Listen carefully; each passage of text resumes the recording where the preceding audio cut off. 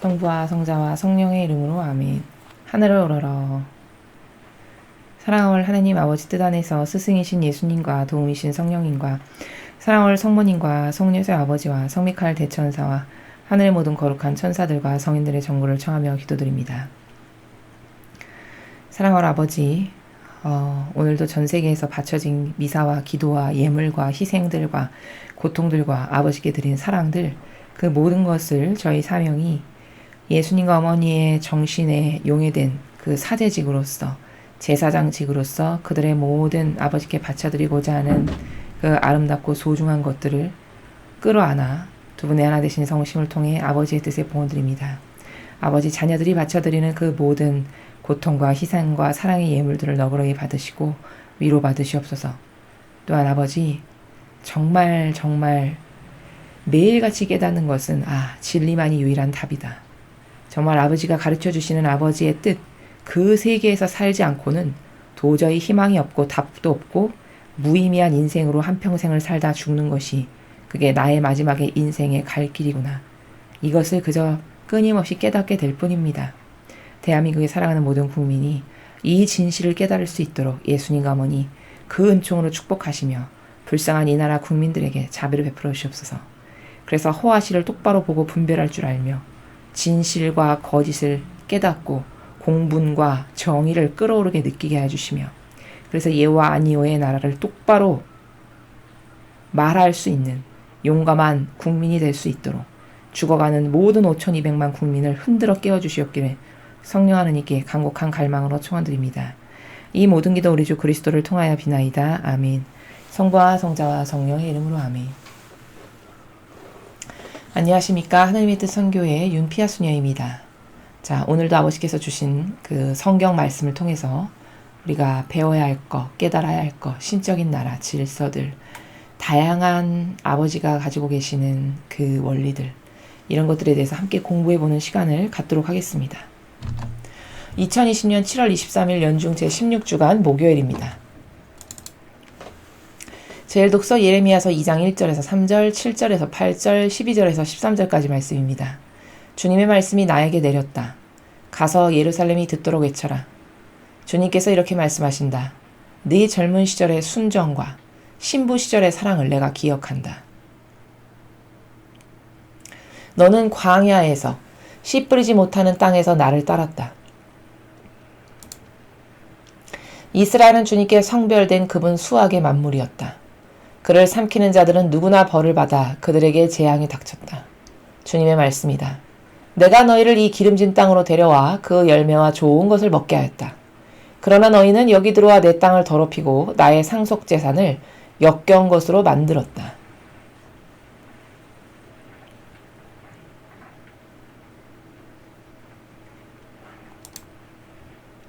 사제들도 주님께서 어디 계신가 하고 묻지 않았다.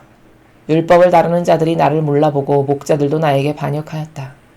예언자들은 바알에 의지하여 예언하고 아무런 이익이 되지 않는 것들을 따라다녔다. 하늘아, 이를 두고 깜짝 놀라라. 소스라치고 몸소리쳐라. 주님의 말씀이다. 정녕 내 백성이 두 가지 악행을 저질렀다. 그들은 생수의 원천인 나를 저버렸고 제 자신을 위해 저수동굴을, 물이 고이지 못하는 갈라진 저수동굴을 팠다. 주님의 말씀입니다. 하느님 감사합니다.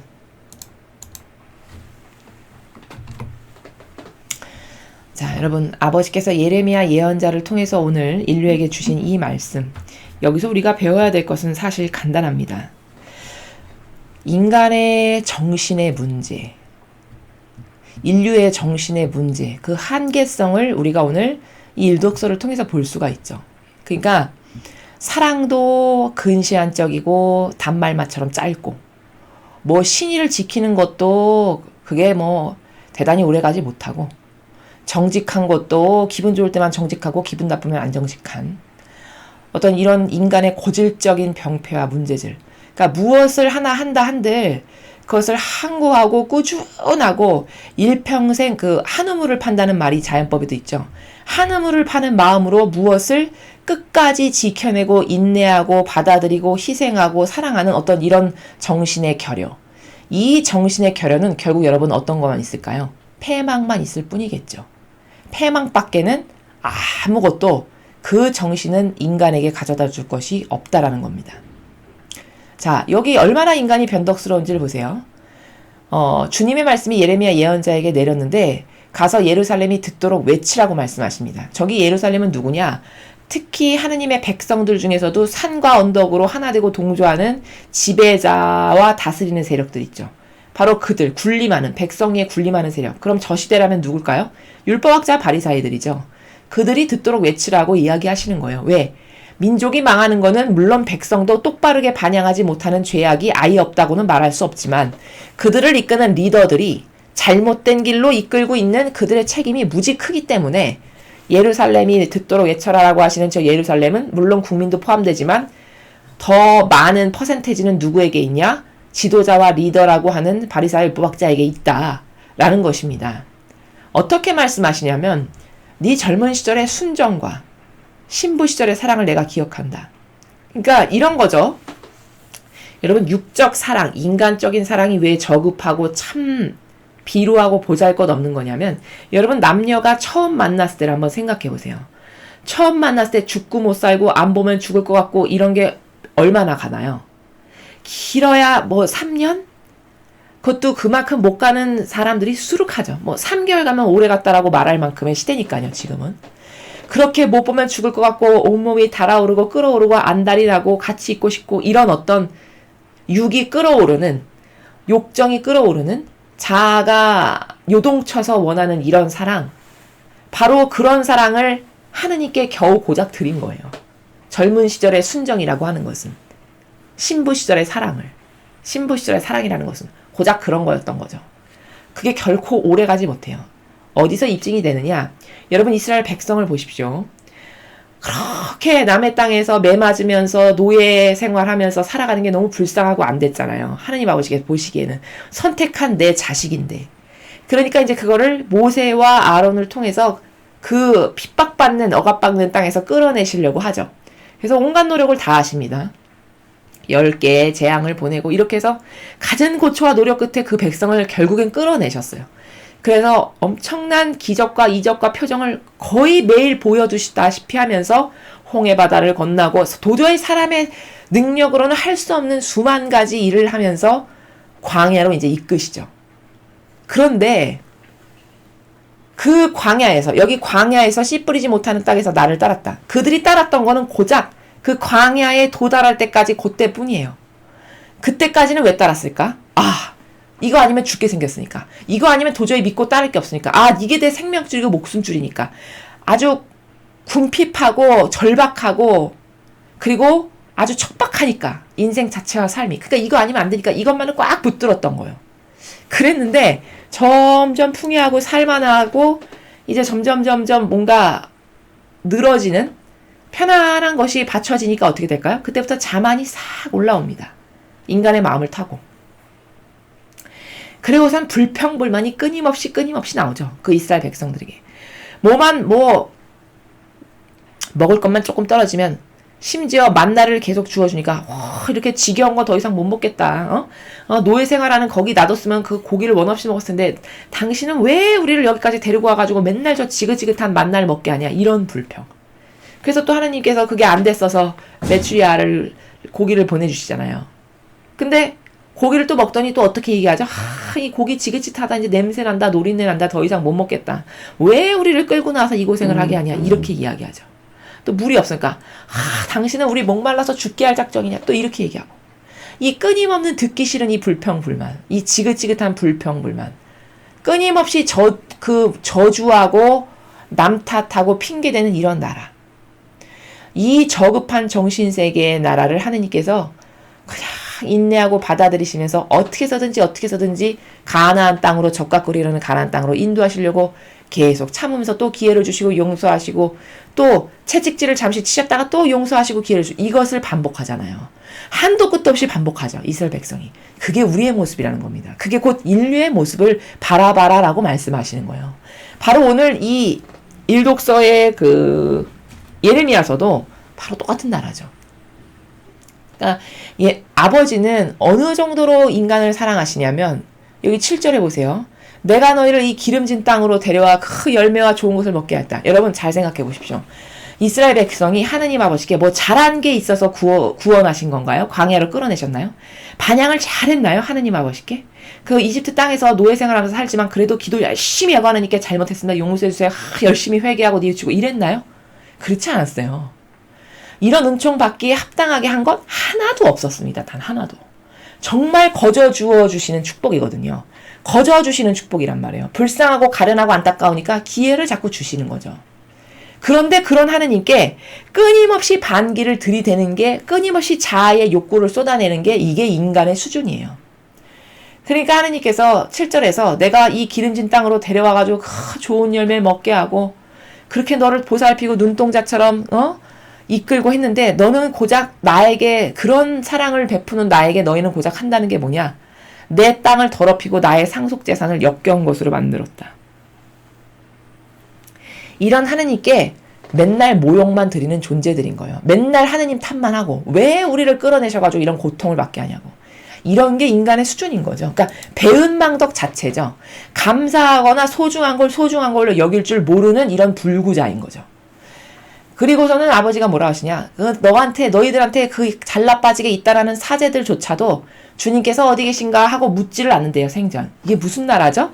사제라면 그 직분 자체가, 사제 직분 자체가 뭐냐면 하느님과 항상 함께 살아가야 되는 직분인 거예요. 늘 그분께 의탁하고 그분께 내어 맡기고 아버지 어떻게 할까요? 오늘은 어떤 길로 갈까요? 무엇을 원하시나요? 아버지가 원하시는 것을 저도 원합니다. 이 백성을 잘 이끌 수 있도록 도와주세요. 저를 통해서 이 백성을 꼭 아버지 뜻으로 이끄세요. 이렇게 매 순간순간 아버지를 찾고 갈망하고 그저 아버지가 다스려주기만 원하는, 이렇게 하느님을 찾아야 되는 게 사제 직분이라고요. 근데 주님이 어디 계신가 생전 묻지도 않는데요. 얼마나 타락한 겁니까? 얼마나 자아에 깊이 빠져있는 상태예요. 율법을 다룬다고 하는 그 바리새 율법학자들이 하느님을 몰라본다는 거죠. 하느님을 알아보면 그런 반향을 하지 않겠죠, 여러분. 하느님께서 역겨워하시고 싫어하시는 것을 왜 하겠습니까? 모르니까 하는 거예요. 여러분, 부모님의 사랑을 잘 깨닫는 자식이 정신이 똑바로 박혀 있다면 그 부모님이 싫어하는 것을 굳이 할까요? 부모님을 사랑하는데? 그럴 리가 없겠죠. 부모님이 굳이 싫어하고 역겨하고 아주 진절머리나게 이것만은 제발 안 했으면 하고 하시는 어떤 그런 게 있으시잖아요. 그런 절대값이. 굳이 그거를 하는 거죠. 끊임없이. 그 반기를 거역을 매일 하는 거예요. 이건 뭘까? 이건 모른다라고 봐야 되는 거죠. 모르거나 사랑 안 하거나, 그쵸? 그러니까 그렇게 싫어하시는 거를 그냥 반복적으로 계속하는 거예요. 목자들도 나에게 반역하고, 반역이 뭐죠, 여러분? 거스르는 겁니다. 여러분, 반역죄가 얼마나 큽니까, 이 세상에서도. 내가 이런 마음으로 너를 거둬들였는데 나를 배신해? 이게 반역죄잖아요. 똑같은 거죠. 예언자들은 바알에 의지하여 예언하고 아무런 이익이 되지 않는 것들을 따라잡니까? 그러니까 8절의 나라는 지도자라고 하는 것들, 그래도 이 백성을 좀 이끌어야 된다라고 하는 소수의 이 사람들만이라도 정신을 똑바로 차리면 이 백성이 이 정도로 망하진 않을 텐데 아예 이 사람들조차도 마귀 밥이 된 거죠.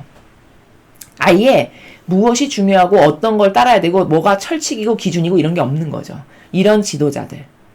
그러면서 아버지가 뭐라고 하시냐면 깜짝 놀라라, 소스라치고 몸서리 쳐라 하느라. 주님의 말씀입니다. 뭘 보고 깜짝 놀라라는 거냐? 정녕 내 백성이 두 가지 악행을 저질렀대요. 어떤 악행을 저질렀냐? 그들은 생수의 원천인 나를 저버렸고. 여러분, 생수의 원천이 하느님 아버지시라는 겁니다. 이게 무슨 말이냐면 그 복음에 보면 예수님께서 그 어떤 사마리아 마을에 우물가에서 물 깃는 여인을 하나 만나시잖아요. 근데 그 여인에게 이제 물을 이렇게 청하시면서 너는 뭐 지금 살고 있는 사람도 너의 남편은 아니다. 이러면서 그 여인의 현재 상황을 딱딱 맞추시니까 그 여인이 깜짝 놀라면서 누구시냐고 하면서 이렇게 대화를 나누는 부분이 있죠. 그러면서 거기서 예수님이 뭐라고 그러시냐면 근데 선생님은 어떻게 저한테 물을 청하십니까? 저는 사마리아인이어서 이스라엘 백성들이 다 깔보고 무시하는 그런 혼혈족인데 선생님은 유다인이면서 어떻게 저한테 유다인들이 다 깔보고 무시하는 저한테 물을 청하십니까? 뭐 이런 이야기를 합니다. 그 여인이. 근데 그 대화 중에 예수님이 뭐라 하시냐면 네가 내가 누군지 진작 알았다라면 너는 나에게 물을 청했을 거다. 이렇게 이야기하세요.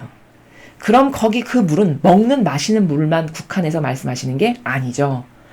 거기서 예수님이 말씀하시는 물이라는 것은 이 생명의 물, 이걸 먹어야 사는 그 진리, 참된 진실과 사실, 아버지의 뜻, 바로 이 말씀, 그 정신세계, 그 가르침, 그 모범, 신적 질서, 이걸 너가 배워야만, 이걸 깨달아야만 네 영혼이 살고 그 기준을 가지고 네가 풍요롭고 평화롭게 한평생 살 텐데 너는 나를 몰라보니 안타깝다. 뭐 이런 나라거든요. 여기 말씀하시는 생수의 원천인 나를 저버렸다는 것도 아버지가 물입니까? 그게 아니라 이 본질의 의미가 뭘까요?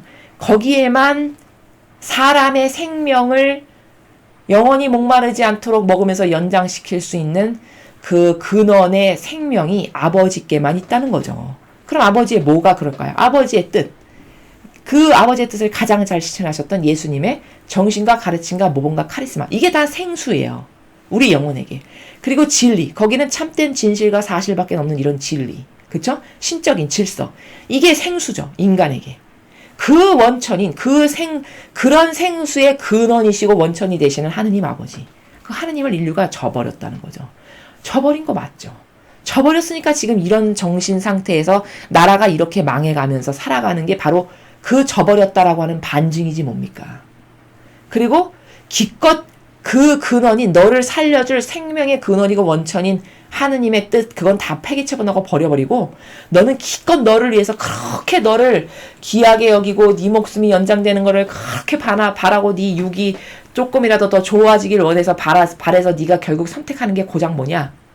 저수동굴을 찾는데요, 여러분. 저수동굴.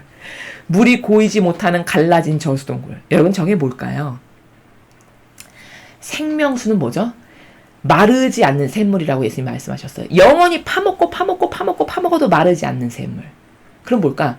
거기는 한도 끝도 경계도 없는 끊임없이 아버지가 채워주시는 그 생명의 근원의 원천인 그 정신세계를 말하는 거잖아요. 그 진리. 근데 인간은 그 좋은 거를 놔두고 기껏 자기를 위해서 결국 추구한다는 게 뭐냐? 쩍쩍 갈라지면 고이지 못하죠. 물이. 그쵸 여러분? 갈라지면 그 갈라진 틈으로 물이 계속 빠져나갈 거 아니에요. 끊임없이 빠져나가잖아요. 그러니까 고일 틈이 없죠. 그러니까 그 갈라진 물이 그나마 깨끗하지도 않은 그 저수동굴에 있는 물이 뭐죠? 썩은 물이죠. 저수동굴에 고인 물이라는 게. 근데 그나마 그 썩은 물도 고여서 뭐 한 번 좀 제대로 퍼먹을 수조차 없이 쩍쩍 갈라져가지고 계속 양이 줄어드는. 결코 고이지 못하고 좀 먹을만 하면 또 나가고 먹을만 하면 또 나가는 이런 갈급함 자체 내 생명에 연장하고는 요만큼도 관련성이 없는 그것을 끊임없이 추구하고 산다는 거죠. 우리 인간이. 기껏 자기를 위해서 추구한다는 게 고이지 못하는 저수동굴이나 파고 있다는 거예요. 여기 생명수를 놔두고. 이게 지금 시대와 너무 똑같지 뭡니까 여러분. 여러분 하느님의 뜻 진리를 배우고 그 진리 안에서 살기를 갈망하고 그것을 내 정신세계로 삼으면 그게 돈이 드는 것도 아니고 그걸 추구한다고 해서 밥 3끼 먹을 걸 2끼만 먹는 것도 아니거든요. 그렇잖아요 여러분. 생각해 보십시오. 아니 진리 배운다고 해서 여러분에게 돈을 요구합니까? 손가락을 하나 자르는 희생을 요구합니까? 아니면 남들처럼 밥 3끼 먹는데 넌 2끼만 먹어 이런 것을 요구합니까? 그런 거 아니거든요. 엄청 힘들고 뭐 용 써야 되고 이런 거 아니거든요. 근데 굳이 그 진리를 거부해요. 왜일까? 마귀가 여러분을 그렇게 가로막는 거죠. 여러분의 사고방식을 총동원해서 여러분이 은총 못 받도록 여러분이 하나님하고 점점 더 멀어지게 해서 지옥의 자식이 되게 만들어야 되니까 진리만 들으면 지루하고 늘어지고 별로 콱콱 와서 닿는 것도 없고 재미가 없고 흥미가 떨어지고 요렇게 역사하는 것은 다 악이에요. 그리고서는 쓸데리 없는 자아와 인성만을 추구하는 삶을 살게 해요. 그게 뭐냐? 쩍쩍 갈라지는 저수동굴을 파는 삶을 산다는 게 바로 그 말입니다. 여기 영원히 마르지 않은 생명수 손 뻗쳐서 퍼먹기만 하면 될 텐데 손 뻗쳐서 퍼먹는 것조차도 안 해. 그 노력조차도 그 희생조차도 드리기를 거부해요. 그리고는 기껏 그 노동력을 들여가지고 한다는 게 내 자아의 양식이나 되고 내 기호나 따르고 한평생 내가 편한 길을 그냥 가고 이런 거. 내 육신 편하고 내 기호와 정서가 편안하고 안락을 누리는 이게 그냥 좋아. 아 저건 귀찮아. 이 세계로 구집이 가고 또 이거보다 더 심한 건 뭘까? 내 사욕과 욕망을 채우는 데는 그냥 눈이 시뻘개서 혈안이 되는 이게 다 이런 것을 추구하는 정신세계가 뭘까? 이게 물이 고이지 못해서 쩍쩍 갈라진 저수동굴을 끊임없이 아무런 열매도 맺지 못할 그 저수동굴을 파는 게 바로 이런 삶이라는 거죠. 여러분 잘 생각해 보십시오. 인류의 대다수의 사람이 이런 삶을 살고 있어요. 진짜 자신이 원하는 건 이런 삶 아닌데 사실 본질의 자신의 영혼이 원하는 것은 이런 삶을 살고 싶어 할 사람은 아무도 없거든요.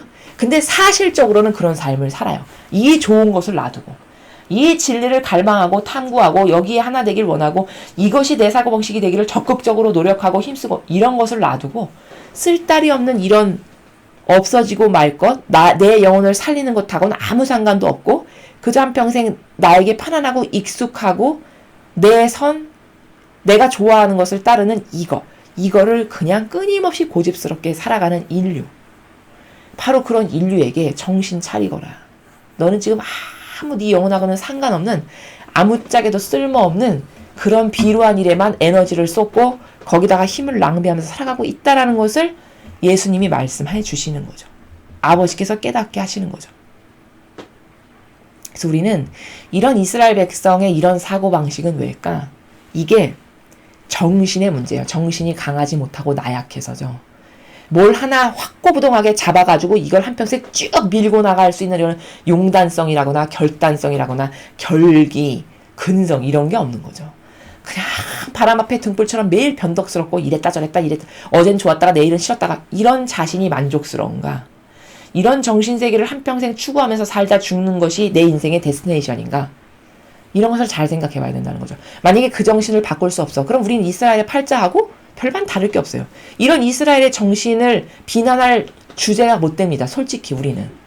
그 정신 버리지 않으면 그 정신에 불을 지펴가지고 그 사고방식을 활활 태워버리고 새 정신으로 개조시키지 않으면 그렇지 않으면 우리에게는 희망이 없습니다. 여러분 인간에게 어떤 사람은 성공하고 성공 못하는 극명하게 갈리는 삶이 있습니다. 분명히 존재해요. 실패하는 사람이 있고 성공하는 사람의 삶이 있어요. 두 사람은 어디서 갈리나요? 어떤 차이가 있죠? 그건 정신력의 문제밖에 차이가 없습니다. 뭐 돈이 없고 저는 체력이 약하고 이런 것은 다 핑계일 뿐이에요. 여러분 정신이 앞서가는 것은 불가능을 없게 만듭니다. 모든 것을 가능하게 하는 게 바로 정신이에요. 제가 며칠 전에 그 유튜브에서 그 일반인을 대상으로 UDT 특수부대 아시죠? 그 훈련에 조금 맛을 보게끔 그 일반인을 착출해서 실제 UDT를 나오신 분들이 훈련을 시키시는 어떤 그런 프로그램이 있더라고요. 제가 며칠 전에 우연히 보게 됐는데 거기에 그 도전하신 분들의 그 정신세계와 그들을 훈련시키는 그 UDT 교관들의 정신세계. 여러분 그 두 사람이 이런 부류의 사람이 있고 거기 훈련받으러 온 사람이 있어요. 그 두 사람의 극명한 차이가 확연히 드러나거든요. 그걸 보면은. 어디에 차이가 있을까요? 똑같은 남자고 거의 비슷한 신체 구조를 가졌고 다 젊은 사람들이에요. 근데 너무 확연하게 차이가 나거든요. 이 사람들은 그저 포기하려는 것밖에 없어요. 근데 이 사람들에게는 그런 게 안 보여요. 포기하려고 하려면 오히려 내 인생에 그런 건 없지. 이런 정신세계예요. 그럼 이거는 이 둘의 극명한 차이는 어디서 날까? 이건 순전히 정신세계 차이밖에 없어요. 그럼 이 UDT 훈련을 시키는 교관들은 사회에서 뭘 해도 다 성공할 수밖에 없습니다. 왜? 그 근본 바탕이 난 뭐든지 다 할 수 있는 사람이야. 내 인생에 포기는 없지. 이것으로 무장된 사람이 무엇을 하는 것과 그 정신이 아예 없는 사람이 그것이 무엇이 됐건 이 사람들보다 100배 좋은 환경에서 뭘 시작한다 해도 이 사람들은 다 실패할 수밖에 없어요. 왜? 조금만 고통이 다가오잖아요. 그럼 다 포기해요. 다 버립니다. 다 꺾어버려요. 가던 길 돌아서요. 이런 인생은 이거는 아무리 많은 지원과 뒷받침을 해주는 풍요롭고 넉넉한 데서 뭘 시작한다 해도 이 인생은 반드시 실패한다. 이게 답입니다. 그렇지만 이 인생은 아무리 척박하고 아무리 힘겹고 진짜 아무것도 없는 사막 한가운데 떨어뜨려 놓는다 해도 반드시 살아요. 이거는 어떤 차이냐? 정신의 차이밖에 없어요. 그럼 여러분 잘 생각해 보세요. 이스라엘 백성이 이런 꼴이 계속 나는 건 왜일까? 이건 정신의 문제죠. 어떤 정신의 문제일까? 이 정신이 나약 자체, 변덕 자체, 항구함 없는 것 자체, 절대성 없는 것 자체이기 때문이에요. 그럼 여러분 자신의 인생을 잘 설계해 보시기 바랍니다. 여러분은 어떤 속성을 가지길 원하시나요? 이스라엘 백성과 같은 속성을 갖기를 원하시나요? 아니면 제가 조금 전에 말씀드렸던 그 UDT 교관들의 정신을 갖길 원하시나요? 여러분, 정신 바꾸는 거 되게 힘든 거 아니에요. 백지장 한 장 차이거든요. 이것은 마음을 어떻게 먹냐, 의지를 어떻게 가지느냐에 따라서 확확 달라지는 게 정신이지, 거기 뭐 수천억을 투자해야 되거나 어떤 용을 써야 되거나 이런 거 아니거든요. 어떤 마음의 근본 자세의 그 근성이 무엇을 선택하느냐에 따라서 사람의 한평생의 인생이 확연히 달라지는 거라는 거죠. 그럼 나는 어떤 것을 선택하고 어떤 것을 갖기를 원하는가, 어떤 내가 되기를 원하는가, 이것을 객관화를 시켜서 잘 생각해 보시는 그런 하루가 되셨으면 좋겠습니다. 자, 다음으로 오늘 주신 복음 말씀 함께 보시겠습니다. 마태복음 13장 10절에서 17절까지 말씀입니다. 주님 영광 받으소서. 그때 제자들이 예수님께 다가와 왜 저 사람들에게 비유로 말씀하십니까? 하고 물었다. 예수님께서 그들에게 대답하셨다. 너희에게는 하늘나라의 신비를 아는 것이 허락되었지만 저 사람들에겐 허락되지 않았다. 사실 가진 자는 더 받아 넉넉해지고 가진 것이 없는 자는 가진 것마저 빼앗길 것이다. 내가 저 사람들에게 비유로 말하는 이유는 저들이 보아도 보지 못하고 들어도 듣지 못하고 깨닫지 못하기 때문이다. 이렇게 하여 이사야의 예언이 저 사람들에게 이루어지는 것이다. 너희는 듣고 또 들어도 깨닫지 못하고 보고 또 보아도 알아보지 못하리라. 저 백성이 마음은 무디고 귀로는 제대로 듣지 못하며 눈은 감았기 때문이다. 이는 그들이 눈으로 보고 귀로 듣고 마음으로 깨닫고서는 돌아와 내가 그들을 고쳐주는 일이 없게 하려는 것이다. 그러나 너희의 눈은 볼 수 있으니 행복하고 너희의 귀는 들을 수 있으니 행복하다. 내가 진실로 너희에게 말한다. 많은 예언자와 의인이 너희가 보는 것을 보고자 갈망하였지만 보지 못하였고 너희가 듣는 것을 듣고자 갈망하였지만 듣지 못하였다. 주님의 말씀입니다. 그리스도님 찬미합니다.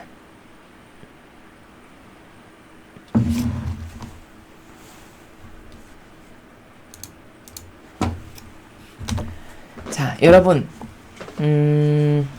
제가 다른 강의에서도 같은 말씀을 드린 적이 있는데요.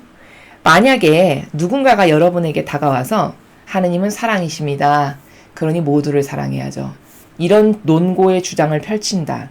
그럼 오늘 이 마태복음 13장 10절에서 17절을 그 사람에게 들이대면서 예수님은 이렇게 말씀하셨는데 당신은 이 정신에 반하네요. 그러니까 마귀군요. 이렇게 말씀하시는 게 답입니다.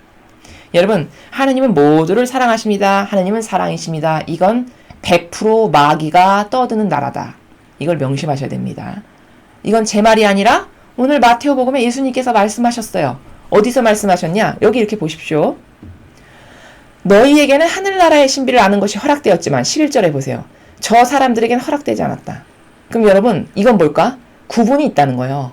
하느님께서 하늘나라의 신비를 알려주고 싶은 사람이 있고 알려주고 싶지 않은 사람이 있다라는 얘기죠. 분명히 차별이 존재해요. 여기 11절에 이렇게 말씀하시잖아요. 예수님께서 친히. 또 여기를 보십시오.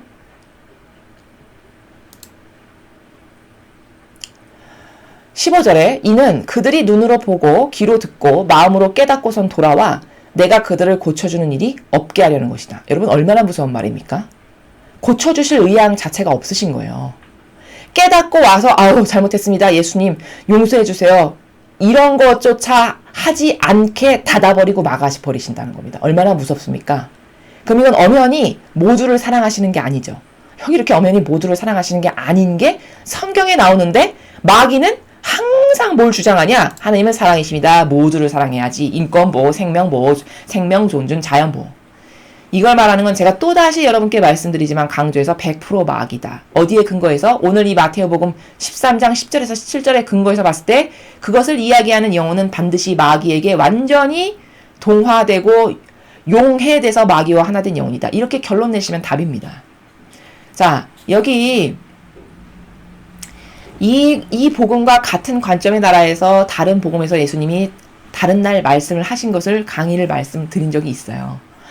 자, 이건 무슨 나라냐면은 사랑은 반양하는 만큼 주게 돼 있습니다. 이게 답이에요.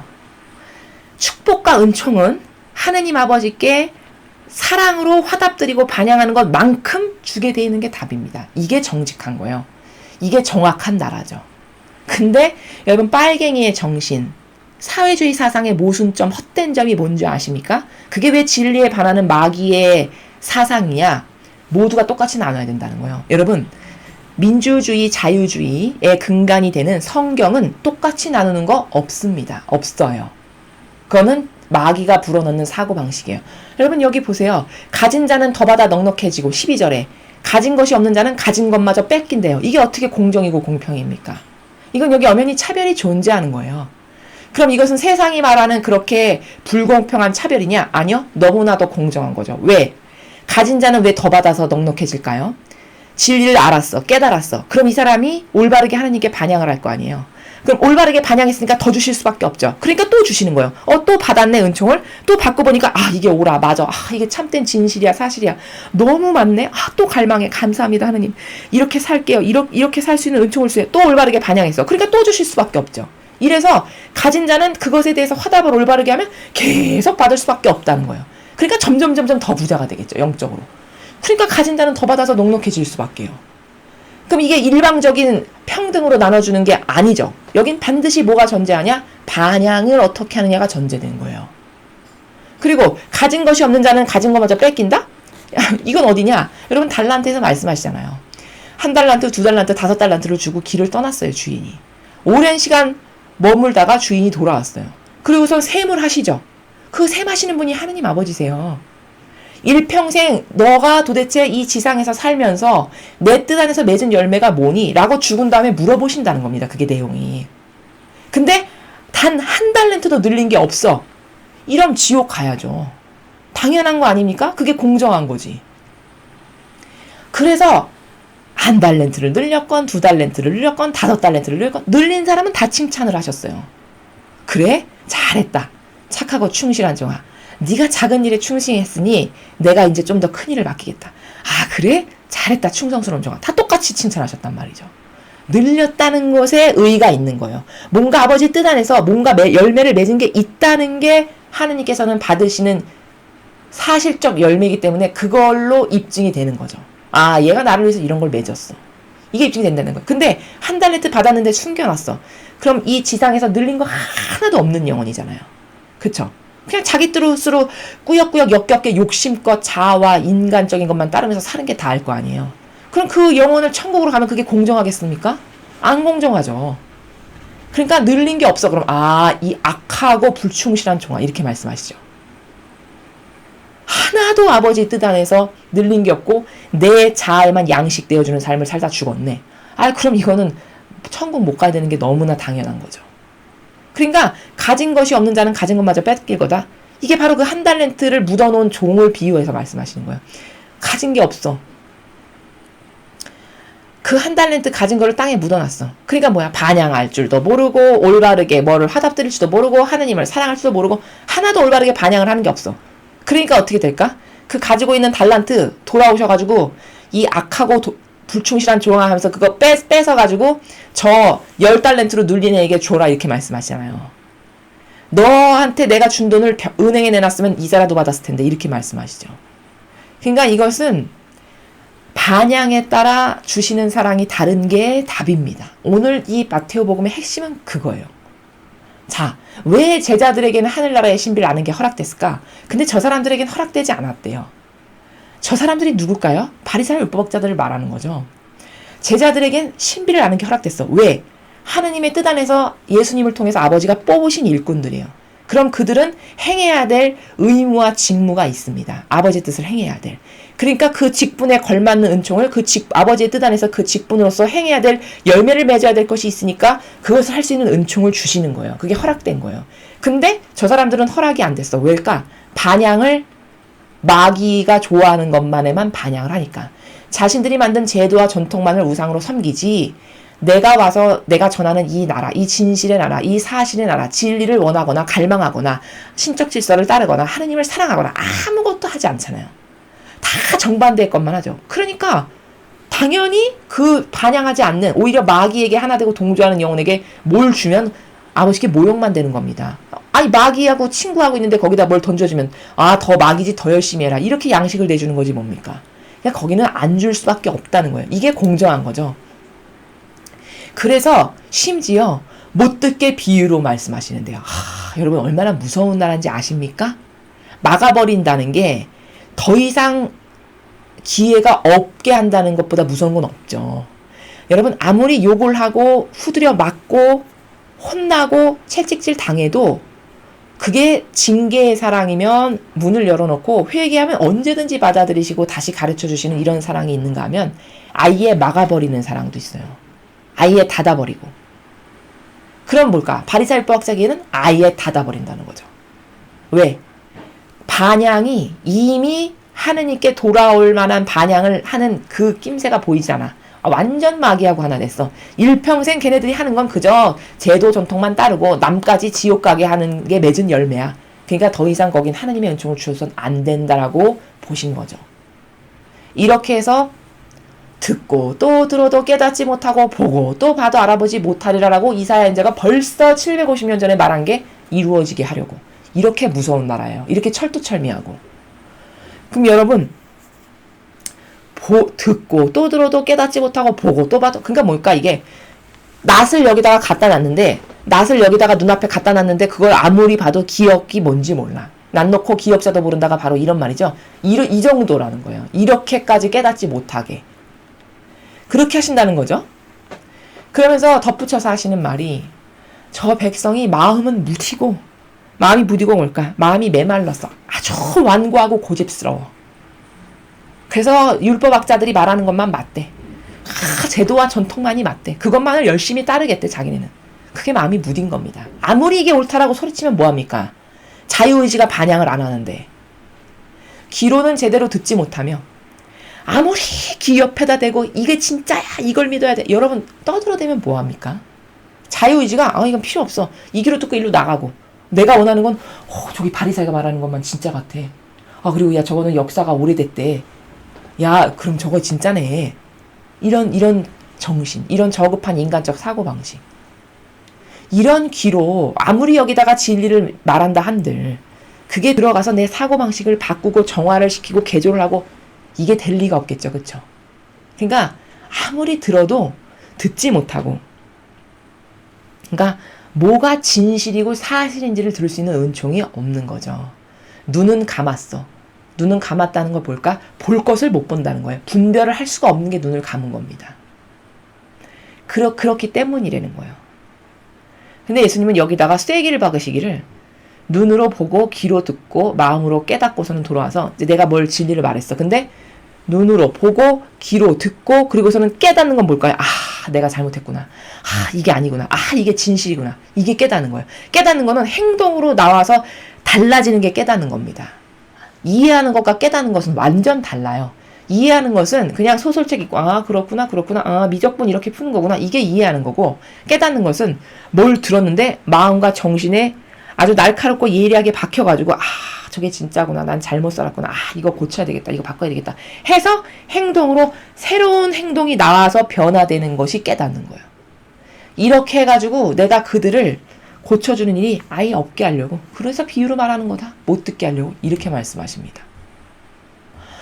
여러분 이게 얼마나 무서운 세계인가. 이러면 하느님의 사랑은 모두를 사랑하십니다. 이게 왜 아닌지를 여러분 아시겠죠? 그건 완전히 틀린 마귀가 불어넣는 혼란과 혼돈으로 조장해서 여러분을 속여서 지옥의 자식으로 끌고 가기 위한 계략적 발언이라는 것을 반드시 아셔야 됩니다. 누가 그런 발언한다. 그럼 여러분 오늘 이 복음을 갖다 내미면서 이거 보라고. 여기 복음에 이렇게 써있는데 당신 왜 복음하고 다른 걸 주장하냐라고 말씀하셔야 된다니까요. 당신 하느님을 믿는 사람이라며. 진리를 전하는 사람이라며. 직분이 진리를 가르치는 사람이라며 왜 복음하고 다른 걸 전합니까? 이렇게 얘기하셔야죠. 그러니 빨갱이의 사고방식이 얼마나 이 진리하고 거리가 먼 겁니까? 평등해야 된대잖아요. 똑같이 나눠야 된대잖아요. 대기업에 가서 그러니까 나누라는 거죠. 잘 먹고 잘 살고 너는 그렇게 부자니까 너가 가진 걸 좀 나눠가지고 다 같이 잘 먹고 잘 살아야 되는 거 아니냐. 여러분 그게 어디에 모순이 됐고 어디가 진리가 아니죠? 반향을 똑바로 했을 때만 아버지가 주시는 은총이 바로 사랑이고 이런 다양한 은총의 나라인데 거기 반향도 없는데 왜 나눠야 됩니까?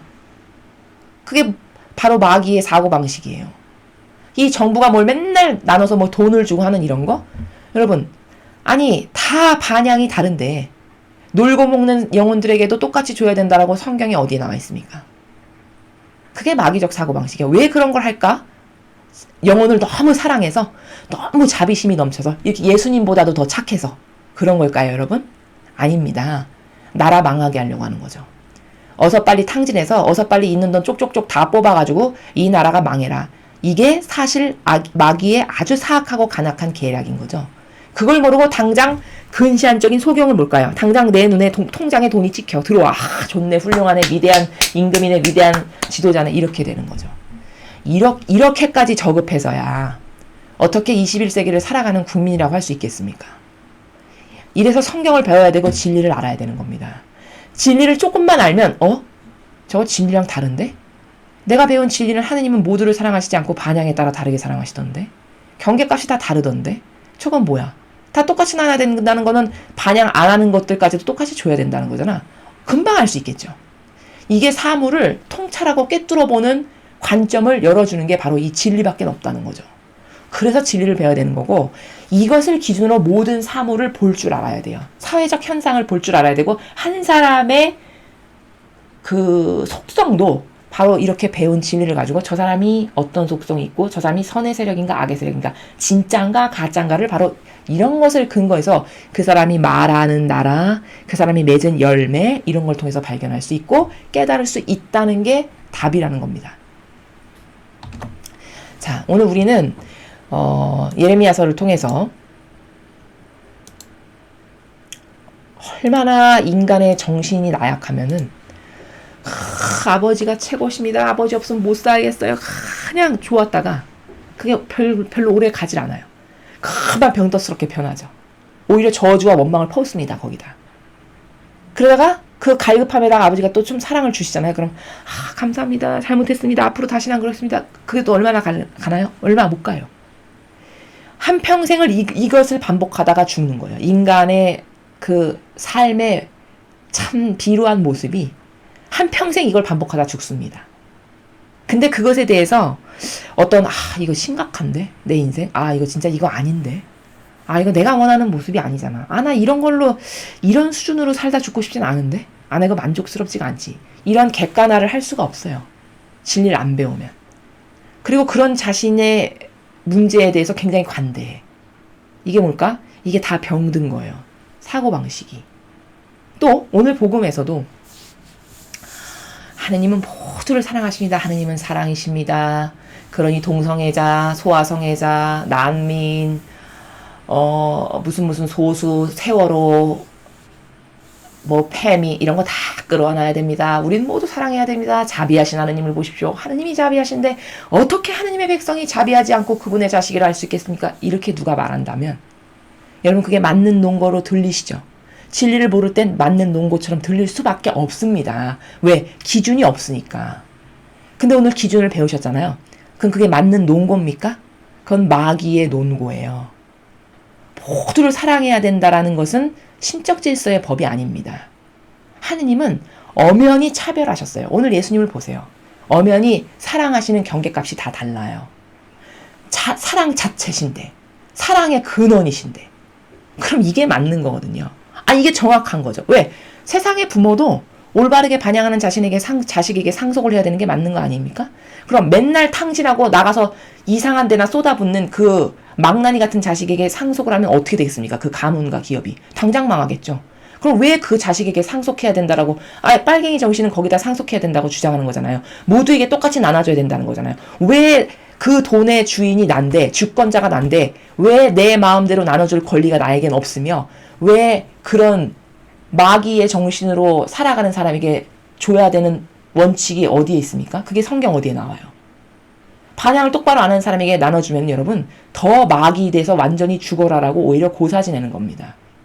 오히려 그럴 때는 그 영혼을 탈탈 굶기고 가난하고 궁핍하게 만들어야 돼요. 바닥을 치게끔. 그러면 최소 희망이 뭐가 있을까요? 바닥을 쳐서 먹을 게 하나도 없고 완전히 거지꼴이 됐다. 그럼 그때 가서야 그 영혼이 돌아온 탕자처럼 되는 거죠. 우리 집에 먹을 게 이렇게 많은데 내가 이렇게 잘못 살아가지고 오늘 여기서 죽게 됐구나. 나 잘못했네. 회개해야 되겠다. 아버지께 용서를 청해야 되겠다. 이렇게 회개해서 그나마 희망이 생기는 겁니다. 그래야지 그렇게 반향을 올바로 하지도 못하는 것은 거지로 만들어야 되는 게 하느님의 법칙이세요. 그러니까 이스라엘 백성이 교만하고 자만하면 바닥으로 치시잖아요. 이게 진짜 사랑인 거거든요. 근데 병든 사랑은 어떻게 하냐? 똑같이 나눠줘야 된다는 거예요. 그럼 그게 진짜 그 영혼을 위한 거냐? 근시안적으로는 원하는 것 같겠죠. 자신을 진짜 사랑하는 것처럼 보이겠죠. 근데 그 병든 영혼에게 계속 양식을 대준다. 그럼 그 영혼은 어떻게 될까요? 반드시 망합니다. 반드시 망해요. 돌아온 탕자처럼 회개할 기회마저 주질 않는 거예요. 그래서 영혼이 어떻게 될까요? 교만과 자만으로 한평생 자기가 무슨 죄악인지도 모르고 똑바로 반향하지도 않는 그런 자신에게 매일같이 돈을 대고 양식을 누가 대면 그 영혼은 반드시 지옥 가겠죠. 탕자가 한평생 그렇게 아버지께 회개하지 않고 띵까띵까 놀면서 여자나 만나러 다니면서 살다가 죽었다고 생각해 보시죠. 갈 곳이 어디밖에 없습니까? 지옥밖에 없죠. 아, 그래 넌 지옥 잘 가라. 사실은 그렇게 양식을 대주는 거다 이겁니다. 그것도 모르고 근시안적인 소경이 그저 나라에서 돈 똑같이 나눠주고 부모가 자비로우면 그저 착하대 좋대. 그저 사랑이 많은 좋은 부모라는 거죠. 이게 뭘까? 여기가 심각하게 병든 거죠. 사고방식이 완전 마귀화된 거예요. 근데 그런 사고방식이 자신이 마귀라는 걸 알까요? 당사자는 절대 모르겠죠. 이래서 진리를 배우고 깨닫고 발견하고 그런 공정과 정의가 없는 반향도 하지 않는데 거기다 뭘 주는 것은 진짜 그 영혼을 사실상 죽이는 거구나. 그건 정말 참된 사랑이 아니구나. 그건 마귀나 그렇게 하는 거구나. 이걸 알 수 있는 거죠. 그럼 이 나라는 왜 그렇게 공평하게 나누는 걸 끊임없이 부르짖고 그렇게 할까? 망하라고. 그 탕자에게 양식 계속 내주면 망할 수밖에 없듯이 이 나라도 어떨까요? 어리석은 국민에게 맨날 똑같이 나누는 것을 좋아하는 근시안적인 소경들에게 맨날 나눠만 준다.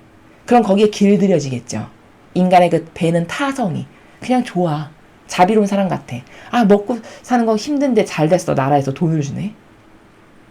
이것에 타성배고 길들여지면 어떻게 될까요? 노력하지 않는 인간. 아무것도 열심히 하지 않는 인간. 도전하지 않는 인간. 이렇게 근성을 다 죽여버리는 겁니다. 사실은. 그래서 바보 같은 국민으로 만들어 가는 거예요. 이미 많이 그렇게 됐고요. 이 나라가. 이게 희망 없는 나라가 가는 징조입니다. 희망 없는 나라로 멸망하는 징조가 바로 이 사이클을 타는데 우리나라가 불행하게도 그 사이클을 타고 있어요. 여러분 베네수엘라 왜 망했는지 아십니까? 거기 빨갱이 사상으로 충만한 대통령이 돼가지고 맨날 퍼붓고 나누다가 그렇게 망한 겁니다. 베네수엘라라는 나라는요. 학자들이 얘기하기를 망할 수가 없을 만큼 자원이 풍부한 나라였습니다. 원래. 우리나라하고는 비교할 수 없을 만큼 자원이 많은 나라예요. 그것만 관리 잘하고 잘 팔고 무역만 똑바로 해도 절대 망할 수 없는 나라입니다. 근데 망했잖아요. 이건 뭘까? 어떤 한 사람의 리더가 그런 병든 마귀적 사고방식으로 뭘 끌고 나가잖아요. 그럼 그 밑에 속한 모든 사람 다 마귀 정신 돼서 죽는 건 순식간이라는 거죠. 불행하게도 우리나라가 지금 그렇다라는 겁니다. 여기서 살아남으려면 어떻게 해야 될까? 이 진리로 깨어나야 되고 내 정신을 자꾸 일깨워야 돼요. 느슨하고 타성에 배고 늘어지는 이 정신이 있죠. 이걸 계속 일깨우고 충동질하고 이러면 안 돼. 이렇게 충동질해서 깨어나고 갈망하고 뜨겁게 아버지께 갈망하고 기도할 줄 알고 청원 드릴 줄 알고 자신을 달달달달 볶을 만큼 이렇게 무사한 일로 빠져가는 나를 책찍질할 수 있는 이런 정신이 되어야만 올바르게 반향할 수 있고 근성도 나오는 거고 그런 영혼을 아버지는 옳다라고 여기신다는 거죠. 여러분은 어떤 영혼에 속하십니까? 또한 여러분은 어떤 영혼이 되기를 원하시나요? 사람의 인생? 짧다면 짧고 길다면 긴. 그치만 진짜 사실적으로 짧은 인생이죠. 그 인생 동안 얼마 되지도 않는 그 몇십 년의 삶 동안 여러분은 살아서 남기고 싶은 열매가 어떤 게 있으신가요? 오늘 그것을 한번 스스로에게 자문해 보시면서 내가 이렇게 사는 것이 그래서 내가 맺는 열매가 과연 만족스러운가를 스스로 돌아보고 만족스럽지 않다면 과감히 버리고 포기할 용기 정도는 있어야 되겠죠. 그런 여러분이 되시기를. 그래서 하느님 아버지의 마음에 들어서 그 올바른 반향으로 아버지의 곳간의 그 창고에서 어떤 은총이든지 여러분에게 다 쏟아 부어주시고 싶으신 마음이 아버지가 되실 수 있는 그런 반향을 할 수 있는 여러분들이 되시기를 아버지 뜻 안에서 축복을 드립니다. 이상으로 2020년 7월 23일 연중 제16주간 목요일 복음의 설을 마치겠습니다. 감사합니다.